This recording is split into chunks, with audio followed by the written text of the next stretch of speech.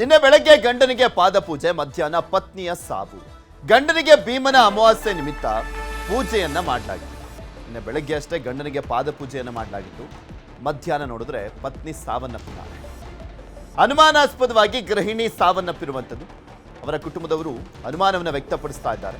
ಬೆಂಗಳೂರಿನ ಅಂಚೆಪಾಳ್ಯದಲ್ಲಿ ನಡೆದಿರುವಂತಹ ಒಂದು ಘಟನೆ ಇದು. ಕಳೆದ ವರ್ಷ ಅಭಿಷೇಕ್ ಸ್ಪಂದನ ಮದುವೆ ಆಗಿದೆ. ಒಂದು ವರ್ಷದ ಹಿಂದಷ್ಟೇ ಮದುವೆ ಆಗಿರುವಂಥದ್ದು. ಪ್ರೀತಿಸಿ ರಿಜಿಸ್ಟರ್ ಮದುವೆ ಆಗಿದ್ದಂಥ ಜೋಡಿ. ಪ್ರೀತಿಸಿ ಮದುವೆ ಆಗಿದ್ರು, ರಿಜಿಸ್ಟರ್ ಮದುವೆ ಆಗಿದ್ರು.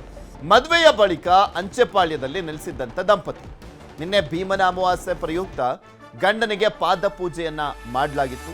ಬಳಿಕ ಅನುಮಾನಾಸ್ಪದವಾಗಿ ಸಾವನ್ನಪ್ಪಿರುವಂಥದ್ದು ಸ್ಪಂದನ. ಅಭಿಷೇಕ್ ಕುಟುಂಬದ ವಿರುದ್ಧ ವರದಕ್ಷಿಣೆ ಕಿರುಕುಳದ ಆರೋಪವನ್ನ ಮಾಡಲಾಗ್ತಾ ಇದೆ. ನಮ್ಮ ಮಗಳು ಸಾವನ್ನಪ್ಪುವಂಥವಳಲ್ಲ, ಆಕೆ ಸೂಸೈಡ್ ಮಾಡ್ಕೊಳ್ಳುವಂಥವಳಲ್ಲ, ವರದಕ್ಷಿಣೆ ಕಿರುಕುಳ ಕೊಡ್ಲಾಗ್ತಾ ಇತ್ತು ಅಂತ ಅಭಿಷೇಕ್ ಕುಟುಂಬದ ವಿರುದ್ಧ ಆರೋಪವನ್ನು ಮಾಡಲಾಗ್ತಾ ಇದೆ. ಮಾದನಾಯಕನಹಳ್ಳಿ ಠಾಣೆಯಲ್ಲಿ ಎಫ್ಐಆರ್ ಅನ್ನ ದಾಖಲು ಮಾಡಲಾಗಿದೆ. ಆರೋಪಿ ಅಭಿಷೇಕ್ ವಶಕ್ಕೆ ಪಡೆದು ಪೊಲೀಸರು ವಿಚಾರಣೆಯನ್ನ ಮಾಡ್ತಾ ಇದ್ದಾರೆ. ಮಾದನಾಯಕನಹಳ್ಳಿ ಪೊಲೀಸರಿಂದ ವಶಕ್ಕೆ ಪಡೆದು ವಿಚಾರಣೆಯನ್ನ ಮಾಡಲಾಗ್ತಾ ಇದೆ. ನೋಡಿ, ಆ ಭೀಮನ ಅಮಾವಾಸ್ಯೆಯ ಪೂಜೆಯ ಫೋಟೋಗಳನ್ನೆಲ್ಲ ಹಾಕಲಾಗಿತ್ತು. ಅದಾದ ನಂತರ ಮಧ್ಯಾಹ್ನಕ್ಕೆ ಆಕೆ ಸಾವನ್ನಪ್ಪಿದ್ದಾಳೆ. ಇದು ಸಹಜವಾಗಿ ಅನುಮಾನಗಳನ್ನು ಹುಟ್ಟಾಗ್ತದೆ. ಅದರ ಜೊತೆಗೆ ಅವರ ಕುಟುಂಬದವರು ಮಾಡ್ತಾ ಇರುವಂಥ ಆರೋಪ ಅಂದರೆ ವರದಕ್ಷಿಣೆ ಕಿರುಕುಳ ಕೊಡ್ಲಾಗ್ತಾ ಇತ್ತು ಅಂತ. ಇವರಿಬ್ಬರು ಪ್ರೀತಿಸಿ ಮದುವೆ ಆಗಿದ್ದಂಥವ್ರು. ಹಾಗಾದ್ರೆ ಪ್ರೀತಿಸಿ ಮದುವೆ ಆದಂಥ ಸಂದರ್ಭದಲ್ಲಿ ನೋಡಿ, ಪ್ರೀತಿಸಿ ಮದುವೆ ಆಗ್ತಾರೆ ಅಂದರೆ ಅಲ್ಲಿ ವರದಕ್ಷಿಣೆನೂ ಬರಲ್ಲ, ಏನು ಬರಲ್ಲ. ಆದರೆ ಮದುವೆ ಆದ ನಂತರ ಅವರ ಕುಟುಂಬದವರು ಪೀಡಿಸ್ತಾ ಇದ್ರು, ವರದಕ್ಷಿಣೆ ಕಿರುಕುಳವನ್ನು ಕೊಡ್ತಾ ಇದ್ರು ಅಂತ ಆರೋಪ. ನಿಜನೋ ಸುಳ್ಳ ಗೊತ್ತಿಲ್ಲ. ಅಥವಾ ಒಂದು ಕಡೆ ಆಕೆ ಸೂಸೈಡ್ ಮಾಡ್ಕೊಂಡಿರುವಂಥದ್ದ, ಯಾಕೆ ಏನಾದರೂ ಡೆತ್ ನೋಟನ್ನು ಬರೆದಿಟ್ಟಿಲ್ಲ, ಅಥವಾ ಯಾರಿಗಾದ್ರೂ ಮೆಸೇಜನ್ನು ಮಾಡಿದಾಳ, ಯಾವ ಕಾರಣಕ್ಕೋಸ್ಕರ ಸಾವನ್ನಪ್ಪಿದ್ದಾನೆ, ಏನು ಎತ್ತ ಅಂತ, ಅಥವಾ ಆಕೆಯನ್ನು ಕೊಲೆ ಮಾಡಲಾಗಿದೆಯಾ, ಇದೆಲ್ಲದ್ರ ಬಗ್ಗೆ ಇನ್ನಷ್ಟೇ ಗೊತ್ತಾಗಬೇಕು.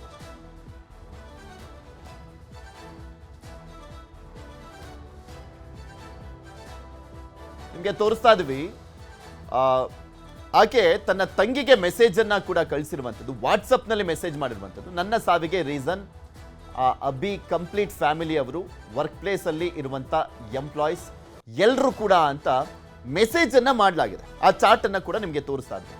ನನ್ನ ಸಾವಿಗೆ ರೀಸನ್ನೇ ಅಬಿ ಕಂಪ್ಲೀಟ್ ಫ್ಯಾಮಿಲಿ ಅವರು ಮತ್ತು ವರ್ಕ್ ಪ್ಲೇಸ್ನಲ್ಲಿ ಇರುವಂಥ ಎಂಪ್ಲಾಯೀಸ್ ಎಲ್ಲರೂ ಕೂಡ ಅಂತ. ಅಂದರೆ ಯಾವ ರೀತಿಯಾಗಿ ಅವರು ಕಿರುಕುಳ ಕೊಡ್ತಾಯಿದ್ರು, ಯಾವ ಕಾರಣಕ್ಕೋಸ್ಕರ ಕಿರುಕುಳ ಕೊಡಲಾಗ್ತಾ ಇತ್ತು, ಅದ್ರ ಬಗ್ಗೆನೂ ಏನಾದರೂ ಮೆಸೇಜ್ ಹೋಗಿದೆಯಾ ಗೊತ್ತಿಲ್ಲ. ಸದ್ಯಕ್ಕೆ ಈಕೆಯ ಸಾವಿಗೆ ಅವರ ಫ್ಯಾಮಿಲಿ ಮತ್ತೆ ಈಕೆ ವರ್ಕ್ ಮಾಡ್ತಾ ಇದ್ದಂತಹ ಜಾಗದಲ್ಲಿದ್ದಂಥ ಕೆಲಸಗಾರ ಅವರೆಲ್ಲರೂ ಕಾರಣ ಅಂತ ಹಾಕಿದ್ದಾರೆ. ನನಗೆ ಹಿಂಸೆ ಕೊಡ್ತಿದ್ದಾರೆ, ನಾನು ಬಂದ್ಬಿಡ್ತೀನಿ ಅಂತ. ಆಯಿತು ಬಂದ್ಬಿಡು, ಆರಳ್ಳಿ ಸ್ಟೇಷನ್ ಕಂಪ್ಲೇಂಟ್ ಕೊಟ್ಬಿಟ್ಟು ಬಂದ್ಬಿಡು, ನಾನು ಸಾಕ್ತೀನಿ ಅಂತ ಹೇಳಿದ್ರು. ಸರ್ ಇಷ್ಟಪಟ್ಟು ಮದುವೆ ಮಾಡಿ ವರ್ಷದ ಮೇಲೆ 5 ತಿಂಗಳಾಯಿತು ಅಷ್ಟೇ ಸರ್, ಜಾಸ್ತಿ ವರ್ಷ ಆಗಿಲ್ಲ. ಇವರೆಲ್ಲ ತುಂಬ ಹಿಂಸೆ ಸುಮಾರು ಸತಿ ಕೊಟ್ಟಿದ್ದಾರೆ. ನಾನು ಕರ್ಕೊಬಂದು ನ್ಯಾಯ ಮಾಡಿಸಿ 5 ಲಕ್ಷ ದುಡ್ಡು ಕೊಟ್ಟೆ. ತಿರ್ಗಾ ಇನ್ನೊಂದು ವರ್ಷ ಓದಿಸ್ಬೇಕಾಗಿತ್ತು. ಇನ್ನು ಗಂಡ ಕಾಣ್ದಂಗೆ ನಾನು ದುಡ್ಡು ಮಾಡಿಕೊಂಡು ಅವ್ರಿಗೆಲ್ಲ ಫೀಸ್ ಕಟ್ಟಿ, ನಾಳೆ ದಿನ ಹೆಚ್ಚು ಕಮ್ಮಿ ಆದಾಗ ಅವಳು ಕಾಲ ಮೇಲೆ ನಾವು ನಿಂತ್ಕೊಳ್ಳಿ, ಯಾರೂ ಸಾಕಲ್ಲ, ಇವತ್ತು ಗಂಡು ಮಕ್ಳಿದ್ರೆ ಸಾಕ್ತಾರ ಅಂತ ನಾನು ಆ ಕೆಲಸ ಮಾಡಿದೆ ಸರ್. ಇವತ್ತು MBA ಓದಿದ್ದಾಳೆ. MBA ಓದಿಸಿ ಅವಳು ಯಾವುದೇ ಕಾರಣಕ್ಕೂ ಈ ಕೆಲಸ ಅವಳಾಗ ಅವಳು ಮಾಡ್ಕೊಳ್ಳಲ್ಲ ಅಂತೆ ಧೈರ್ಯವಂತೆ. ಇನ್ನೊಬ್ರಿಗೆ ಏಳೇಳೆ ಹೊರತು ಧೈರ್ಯ ತುಂಬಿ ಅವಳು ಇಂತೆ ಸೂಸೈಡ್ ಮಾಡಿಸ್ಕೊಳ್ಳೋ ಕಾರಣನೇ ಇಲ್ಲ ಸರ್. ಅದು ಒಟ್ಟು ಸಾಯಿಸಿರೋದೆ ಸರ್. ಅದು ನಾ ಅಷ್ಟಿರೋರು ಅವಳೇ ನಾಣಕೊಂಡಿದ್ರೆ ಅವಳು ಅಲ್ಲೇ ಬಿಡ್ಬೇಕಾಯ್ತು. ನಮ್ಮ ಅಪ್ಪ ಅಮ್ಮ ಬರೋ ಗಂಟೆ ಅಂತ ಕಾಯ್ಬೇಕಾಗಿತ್ತಲ್ವ ಸರ್. ಅವರು ಓನರು, ಅವರು ಕೆಳಗಡೆ ಮನೆಯವರು, ಅವರೇ ಮಾಡಿರೋ ಪ್ಲಾನ್ ಇದು. ಪಾದಪೂಜೆ ಮಾಡಿ ಜಸ್ಟ್ 5 ನಿಮಿಷಕ್ಕೆ ಮಾಡುತ್ತೆ. ಭೀಮ್ ಅಮಾವಾಸ್ಯೆ ಅಂತ ಪೂಜೆ ಮಾಡಿದ್ದಾರೆ ಸರ್. ಭೀಮ್ ಅಮಾವಾಸ್ಯೆಗೆ 12 ಗಂಟೆ ಹತ್ತತ್ರ ಸರ್ ನಮಗೆ ಫೋನ್ ಮಾಡಿದ್ದು. ಅಪ್ಪ ನನ್ನ ಕೈಲಿ ಇರೋಕ್ಕಾಗಲ್ಲ, ನಾನು ಬಂದ್ಬಿಡ್ತೀನಿ ಕಣಪ್ಪ ಅಂತ ಬಾಯ್ಬಿಟ್ಟು ಹೇಳಿ ಸರ್. 1.5 ವರ್ಷದಿಂದ ಅವ್ರ ಅಪ್ಪನ ಜೊತೆ ಮಾತಾಡ್ತಿರ್ಲಿಲ್ಲ ಅವರು. ಇಷ್ಟೆಲ್ಲ ಮಾಡಿ MBA ಓಸಿ ಕಾರ್ ಡ್ರೈವರ್ ಮದುವೆ ಮಾಡ್ಕೊಂಡಲ್ಲ ಅಂತ ನಮಗೂ ಓಸಿ ಇದ್ದಿತ್ತು. ಓಸಿ ನನ್ನ ಮಗನ ಹತ್ರ ಸೇರಿಸ್ಕೋಬಾರ್ದು, ದುರಾಂಕಾರ ಅವನೇನಿಲ್ಲದೆ ಅಂತ ಇದ್ದೋ ಸರ್. ಇವತ್ತು ಈ ಮೋಸ ಮಾಡಿದೆ ಸರ್. ಕೈಲಿ ಇರೋಕ್ಕಾಗಲ್ಲ, ನನಗೆ ಹಿಂಸೆ ಕೊಡ್ತಿದ್ದಾರೆ, ನಾನು ಬಂದ್ಬಿಡ್ತೀನಿ ಅಂತ. ಆಯಿತು ಬಂದ್ಬಿಡು, ಆರಳ್ಳಿ ಸ್ಟೇಷನ್ ಕಂಪ್ಲೇಂಟ್ ಕೊಟ್ಬಿಟ್ಟು ಬಂದ್ಬಿಡು, ನಾನು ಸಾಕ್ತೀನಿ ಅಂತ ಹೇಳಿದ್ರು ಸರ್. ಇಷ್ಟಪಟ್ಟು ಇದ್ರ ಬಗ್ಗೆ ಇನ್ನಷ್ಟು ಮಾಹಿತಿಯನ್ನ ಕೊಡ್ತಾ ಹೋಗ್ತಾರೆ ನಮ್ಮ ಪ್ರತಿನಿಧಿ ಮುನಿರಾಜು ನಮ್ಮ ಜೊತೆ ನೇರ ಸಂಪರ್ಕದಲ್ಲಿ ಜಾಯ್ನ್ ಆಗಿದ್ದಾರೆ. ಮುನಿ, ಅಲ್ಲಿ ನೋಡಿದ್ರೆ ಫೋಟೋಗಳನ್ನ ಅಷ್ಟು ಖುಷಿಯಾಗಿ ಫೋಟೋವನ್ನ ಹಾಕಿದ್ದಾರೆ. ಅದಾದ್ಮೇಲೆ ಒಂದು 2 ಗಂಟೆಯಲ್ಲಿ ಸಾವನ್ನಪ್ತಾರೆ ಅಂದ್ರೆ ಏನರ್ಥ ಅನ್ನುವಂಥ ಪ್ರಶ್ನೆಗಳು ಸಹಜವಾಗಿ ಬರ್ತವೆ. ಇಲ್ಲಿ ಅಭಿನೂ ಕೂಡ ಕಾರಣನ ಅಥವಾ ಅಭಿ ಹೊರತುಪಡಿಸಿ ಅವ್ರ ಫ್ಯಾಮಿಲಿಯವರು ಮತ್ತೆ ಈಕೆ ಎಲ್ಲಿ ವರ್ಕ್ ಮಾಡ್ತಾ ಇದ್ದವರು ಆ ಎಂಪ್ಲಾಯೀಸ್ಗಳು ಕಾರಣನ ಏನ್ ಕಿರುಕುಳ ಕೊಡ್ಲಾಗ್ತಾ ಇತ್ತಂತೆ? ಪೊಲೀಸರು ಈಗ ತನಿಖೆಯ ಸಂದರ್ಭದಲ್ಲಿ ಏನೆಲ್ಲ ಮಾಹಿತಿಗಳು ಸಿಗ್ತಾ ಇದಾವೆ? ಪೃಥ್ವಿ, ನಿನ್ನೆ ನಡೆದಿರುವಂತಹ ಈ ಒಂದು ಸಾವೇನಿದೆ ಇದು ಸಾಕಷ್ಟು ಅನುಮಾನಗಳು ಕೂಡ ಉಂಟಾಗ್ತಾ ಇರೋದು. ಏನು ನಿನ್ನೆ ಬೆಳಿಗ್ಗೆ ತನ್ನ ಗಂಡನಿಗೆ ಒಂದು ಭೀಮನ ಅಮಾವಾಸ್ಯೆ ಪ್ರಯುಕ್ತ ಒಂದು ಪಾದ ಪೂಜೆಯನ್ನ ಮಾಡ್ತಾರೆ. ಆ ಬಳಿಕ ಸುಮಾರು 2 ಗಂಟೆ ಸುಮಾರಿಗೆ ಈಕೆ ಸಾವನ್ನಪ್ತಾರೆ ಅಂತೇಳಿ ಒಂದು ವಿಚಾರ ಕೂಡ ಹೊರಗಡೆ ಬರುತ್ತೆ. ಆ ಸಲುವಾಗಿ ಇದು ಸಾಕಷ್ಟು ಅನುಮಾನಗಳು ಕೂಡ ಉಂಟಾಗ್ತಾ ಇರೋದ್ರಿಂದ ಪೊಲೀಸರು ಈಗ ಪ್ರಕರಣವನ್ನು ದಾಖಲು ಮಾಡಿಕೊಂಡು ಗಂಡ ಏನು ಅಭಿಷೇಕ್ ಇದನ್ನೇ ಈತನನ್ನ ವಶಕ್ಕೆ ಪಡೆದು ವಿಚಾರಣೆ ಕೂಡ ಈಗ ಮಾಡ್ತಾ ಇದ್ದಾರೆ. ಏನು ಈ ಒಂದು ಸಾವು ನೆಲಮಂಗಲದ ಒಂದು ಅಂಚೆ ಪಾಳ್ಯ ಬಳಿ ನಡೆದಿರೋದು. ಏನು ಇಬ್ರು ಕೂಡ ಏನು ಅಭಿಷೇಕ್ ಮತ್ತೆ ಸ್ಪಂದನೆ ಇದ್ದಾರೆ. ಇಬ್ರು ಕೂಡ ಕಳೆದ ವರ್ಷ ಪ್ರೀತಿಸಿ ಮದುವೆ ಆಗಿದ್ರು. ಇಬ್ರು ಕೂಡ ಕನಕಪುರ ಮೂಲದವರಾಗಿದ್ದು ಬೆಂಗಳೂರಿನಲ್ಲಿ ಒಬ್ರು ಏನು ಅಭಿಷೇಕ್ ಕ್ಯಾಬ್ ಚಾಲಕನಾಗಿ ಕೆಲಸ ಮಾಡ್ತಾ ಇದ್ರೆ, ಆ ಯುವತಿ ಏನು MBA ಓದ್ತಾ ಇರ್ತಾರೆ.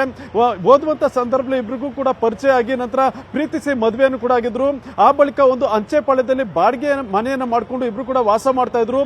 ಆದ್ರೆ ಮದುವೆ ಆದ ಬಳಿಕ ತನ್ನ ಗಂಡ ವರದಕ್ಷಿಣೆ ಕಿರುಕುಳವನ್ನು ಕೊಡ್ತಾ ಇದ್ದೇನೆ ಅಂತ ಹೇಳಿ ಯುವತಿ ಒಂದು ಆರೋಪವನ್ನ ಪದೇ ಪದೇ ಏನು ತಮ್ಮ ಪೋಷಕರಿಗೆ ಹೇಳ್ಕೊಳ್ತಾ ಇದ್ರಂತೆ.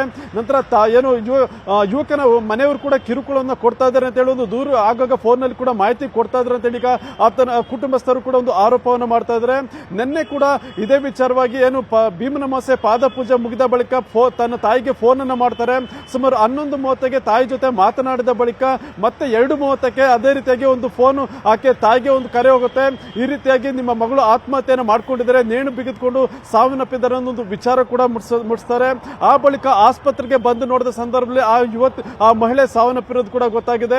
ಸದ್ಯ ಈಗಾಗಲೇ ಏನು ಕೊಲೆ ಮತ್ತೆ ವರದಕ್ಷಿಣೆ ಆರೋಪದ ಮೇಲೆ ಒಂದು ದೂರನ್ನು ಕೂಡ ಕೊಟ್ಟಿದ್ದು ಪೊಲೀಸರು FIR ಅನ್ನ ದಾಖಲು ಮಾಡಿಕೊಂಡು ಅಭಿಷೇಕ್ ನನ್ನ ವಶಕ್ಕೆ ಪಡೆದು ವಿಚಾರಣೆ ಕೂಡ ಮಾಡ್ತಾ ಇದ್ದಾರೆ. ಇದೇ ಸಂದರ್ಭದಲ್ಲಿ ಆಕೆ ತನ್ನ ತಂಗಿಗೆ ಒಂದು ಮೆಸೇಜ್ ಅನ್ನ ವಾಟ್ಸ್ಆಪ್ ನಲ್ಲಿ ಏನು ಸೆಂಡ್ ಮಾಡಿದ್ದು, ಅದರಲ್ಲಿ ತನ್ನ ಗಂಡ ಅಭಿ ಮತ್ತೆ ಕುಟುಂಬದವರು ಹಾಗೂ ಕೆಲಸ ಮಾಡ್ತಾ ಇದ್ದ ಸ್ಥಳದಲ್ಲಿದ್ದಂತ ಎಲ್ಲರೂ ಕೂಡ ಕಿರುಕುಳವನ್ನು ಕೊಡ್ತಾ ಇದ್ದಾರೆ ಅಂತೇಳಿ ಒಂದು ಆರೋಪವನ್ನು ಕೂಡ ಮಾಡಿದ್ದು. ಈಗ ಯಾವ ರೀತಿ ಕಿರುಕುಳ ಕೊಡ್ತಾ ಇದ್ರು ಅನ್ನೋದ್ರ ಬಗ್ಗೆ ಪೊಲೀಸರು ತನಿಖೆಯನ್ನ ಆರಂಭ ಮಾಡಿದ್ದಾರೆ. ಪೃಥ್ವಿ, ಓಕೆ, ಧನ್ಯವಾದ ಮುನಿ ನಿಮ್ಮೆಲ್ಲ ಮಾಹಿತಿಗಾಗಿ.